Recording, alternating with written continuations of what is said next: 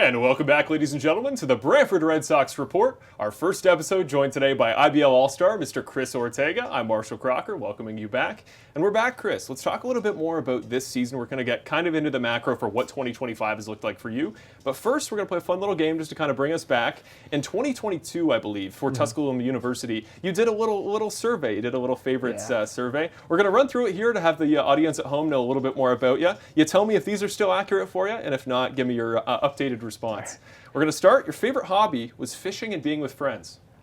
You know, I still love to fish. I just don't do it as often as I wish I did. But yeah, being with friends, playing some video games, that kind of stuff, I love to do.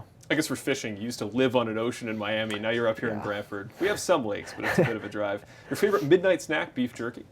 Yeah, I love beef jerky. I'm with you on that one. It's got expensive, though. Yeah. I will say. Your favorite movie? This is a fun one. Now You See Me. I believe the Magician film. Yeah. I actually recently just saw that a couple days ago. I saw the first one and the second one, still my favorite movies. There's only two, right? Yeah, the third one is coming out this fall, I believe. There you go. I'm very excited. There you go. We'll update. If you do another interview next year, we'll update on what you thought about it. Your favorite musical artists? Gunna and Travis Scott? I love Gunna. I'm more going into the house and EDM music. I love Fisher. He's a big EDM guy. I'm all for him. Off the top of my head, what is your walk-up song for this season? Is it one of? It's She Ready by Key Glock. Oh, okay. It's so hard to tell in the arena on commentary what they are, but I'm always curious to know what people pick. Your favorite athlete? Kevin Durant, multi-sport? Yeah, I love Kevin Durant. He's just been fan favorite since day one. Big trade too. Just went to Houston. Yeah, I saw that. How you feeling about that? Decent fit? I wish he came to the Heat, but it's all right. That's fair. You guys have been in the rumor for about everybody in the league. Favorite food? Tacos? Absolutely. I love Mexican food. Anything that has a tortilla or a shell, I'm all for. Are you a post-game meal guy as well? Is that your post-game after a win? Depends. I usually make it at home. Yeah, I've been making it in the dorms here pretty much daily, so I'll eat it. And your final one, we'll stick to baseball in this one. The most famous person you've ever met, Miguel Cabrera. Yeah, I still believe he's the most famous person I've met. He's come back to Miami a few times and just kind of hung out, and we got to meet him. And talk about a guy that you've obviously had your hitting approach inspired from. Everything we talked about in that first segment, also very true of Miguel Cabrera as well. We'll move on. That was a fun little game just to kind of get the people at home to learn a little bit about you. Now we're gonna show a little bit of footage here because we have footage from last Friday's game, a week ago today when we were filming this, on the road against Hamilton, that big 4-3 win. And you were the man that brought it home for the Brantford Red Sox. You had that clutch home run to tie the game. I believe Brody Black later scored the game winner there. And talk us a little bit through that experience, because I know, Fernando Naradi's getting up there. He's one of the elder statesmen of the IBL. But that experience, that game-winning, really clutch moment, arguably your biggest moment of the Brantford Red Sox season, coming against possibly its most notoriable pitcher. What was that like?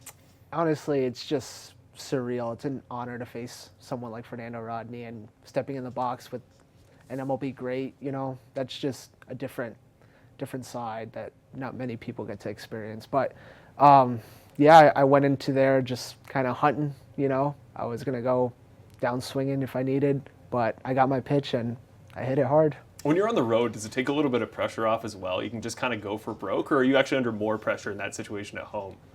I feel as if in that game in Hamilton, there was some hecklers out there, so it was a little bit chippy, and it was, I'd say, a little more pressure on the road. They're a passionate fan base. They're hosting the All-Star this year for a reason.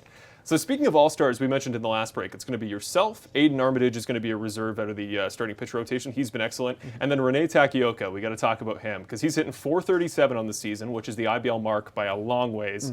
And he comes from a very different background, as many of the hitters on the team do, but he plays a very different way. He's a guy that is very contact first, is more of a push hitter than a lot of the team. In a lot of ways, I've described you on the broadcast this year as like thunder and lightning, you and him. What does he bring to the team in terms of his approach, in terms of his fire? Because we saw that bat flip last week at home against Welland. What does he bring to the team to kind of complement the rest of the offense? Ren, he's just a spark. He's got that speed power combo, does everything in the outfield. He does everything you need in a player. He hits the ball hard continuously and then beats it out to first base when he needs to. Does it all. And to that point about kind of him being an international player and coming from a different background, what is that experience in the IBL like? Because we talk about it on the broadcast all the time as a league of diversity, of not just of nationality, but of baseball background, of playing experience. You're in the clubhouse with a lot of guys like yourself that didn't originally grow up in Canada, you've played in different baseball markets. In terms of your growth as a player, what is that experience of playing with guys that have seen everything, that can teach you so many different backgrounds? Does that really enhance your game? Yeah, it does. You see it in a different lens. You know, he grew up differently, just like everyone else grew up differently, but his version of baseball is a little bit different than how we played it back home, you know? So like seeing how he does his routines, how he does his things before the game, you know, little superstitions here and there, that it's all different and it's cool to see. Do you have any superstitions yourself pre-game? Pre-game, I usually just put the bat in my arm, walking up to the plate, you know, very calm, collective, and then I kind of take it out with my left hand, grab it with my right, and then kind of do a little prayer, and then look at it and breathe. That's cool. Yeah. That's cool, that step. You should take a tip from Takioka. I know you're a taller guy, but his high knees, his whole routine there, it would look very funny if you did it as a taller guy, so you should try it out. And then today, when we're filming this, you're playing the Barrie Bay Cats. When this goes out, people will have seen it. But you come into tonight's game at home against Barrie. You're 3 games back of Kitchener for that final playoff spot. The team's had good momentum on offense. There's been some high-scoring pitching matchups.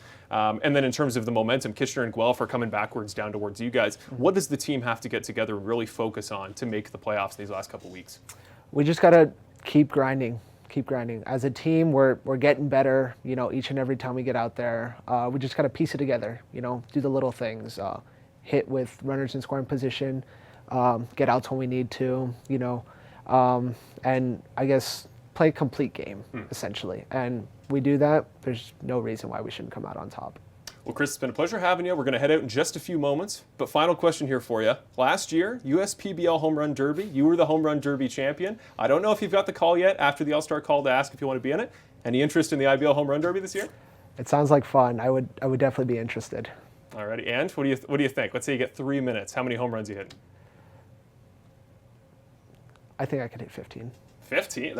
That's almost MLB numbers. I hope to see it. I hope you get the call for it. I don't know how that stuff works, but try to go out of your way. Try to find a way to make it happen. This has been Chris Ortega. We thank you very much, Chris, for coming in. It's been an absolute pleasure having you.